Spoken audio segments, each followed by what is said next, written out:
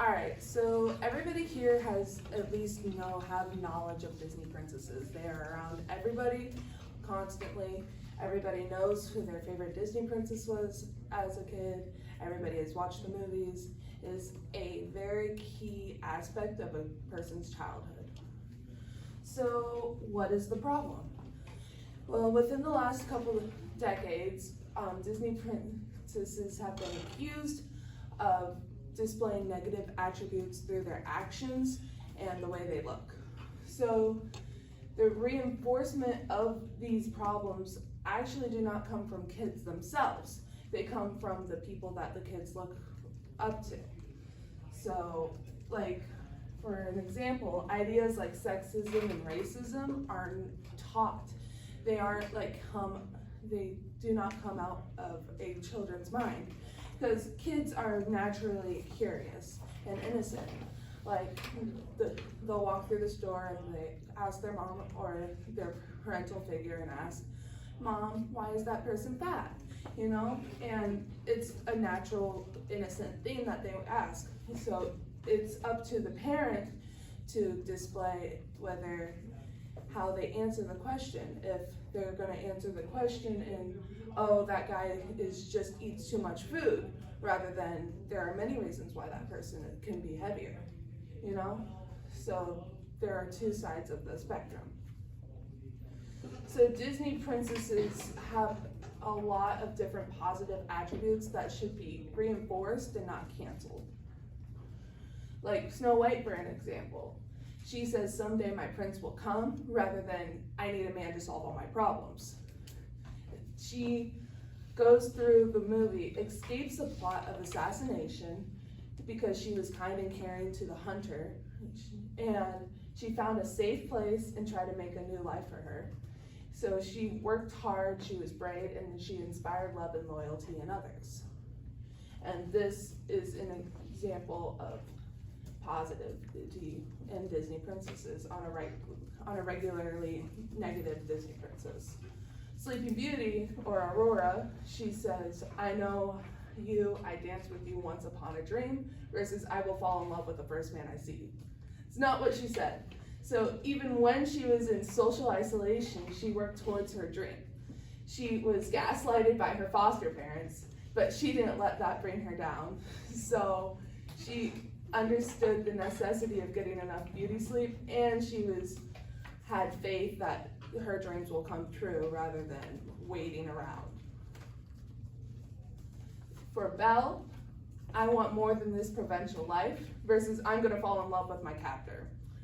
She was an independent woman. She did not marry the first superficial person that walked up in her life like Gaston. He was the ideal candidate for marriage. He had money, he was loved by everybody, he was strong, he was good looking, but Belle did not find attraction to the first superficial person in her life. And according to BusinessInsider.com, Belle actively argues and disagrees with the Beast constantly. She has none of the characteristics that someone with Stockholm Syndrome, because she keeps her independence. She keeps that freedom of thought, and she resists constantly from the Beast's commands. So Belle does not have Stockholm Syndrome like society has said. She enslaves the Beast, she broke the curse, and she brought love and light to the kingdom. She is one of the strongest Disney princesses, no matter what other people say. Even if we accept that the original Disney princesses have some issues with image, we can see that the more modern Disney princesses break those standards, like Moana, Merida, Rapunzel, Mulan, and Tiana. They have different shapes of bodies, they have different goals and aspects on life.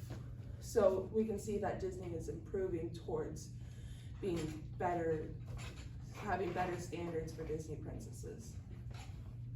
So a study has been shown.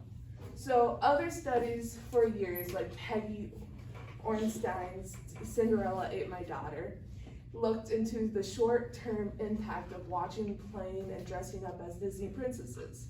But these things could have a negative impact on girls' bodies. My source is time.com for this, by the way. In the first study that Sarah Coyne, a professor and researcher at Wrenham University, she interviewed or took a study of 307 kids. They were about 4 or 5 years old, and they were about 1/2 boys, 1/2 girls. She took a study and asked their parents about how often they watch Disney films and play with Disney princesses toys. And then she asked parents to rank their favorite toys under feminine, masculine, and neutral. The results of this study showed that the high engagement with Disney princess culture was associated with more feminine stereotypes and behaviors. And year later for both boys and girls. For boys who love Disney princesses, and they can learn how to grow to be in touch with more of their emotions, the study showed. And then the second study started a follow-up study in which she interviewed as many of the same children that were willing to participate 5 years later. So now they are 10 and 11 years old. So in the study, she asked the children how much they are related to stereotypical gendered statements. So a statement could be like, swearing is worse for a girl than a boy, or I like babies and small children. And she recorded what her response was. And her results is that she found out that girls were obsessed with princesses at 5 years old were actually more likely to hold more progressive views about gender at age 10. And there were no discernible differences in body image for children who played more or less with Disney princesses. In fact, it seemed that it had to have a positive effect on body image for children of lower income families. So what can we do? Disney princesses can only amplify pre-existing prejudices. Disney princesses are not destructive to young women without additional pressures. They can be used to influence a young person in a positive and negative ways. It depends on how you outlook it. In everyday life, we choose to look at each person and focus on the negatives and positives of their personality and character. So we not just simply can blame something simple and basic as Disney princesses for negative female stereotypes. Disney princesses can be used to reinforce positive attributes or can amplify negative concepts and stereotypes that society has put in place. Here are my sources. Any questions? Courtney? Okay, so you said that the more modern ones have changed with how they look. Yes. But they haven't. Like, they become more racially diverse, but their bodies are still the same. Well, if you look at Moana or Merida, like Merida has like curly, crazy hair, and that she looks different from like blonde Disney princess. And then we look at Tiana, she has more of an African American figure. And then we can also look at Moana, and she's built different than like the actual Disney princesses usually. Like we can see that through visual representations through the movies. Maddie? What kind of effect would you say like watching Disney movies for you had like throughout your life?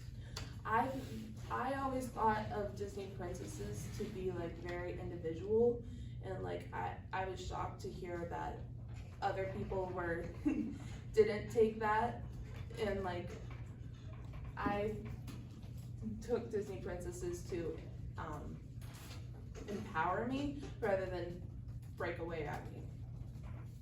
Any other questions?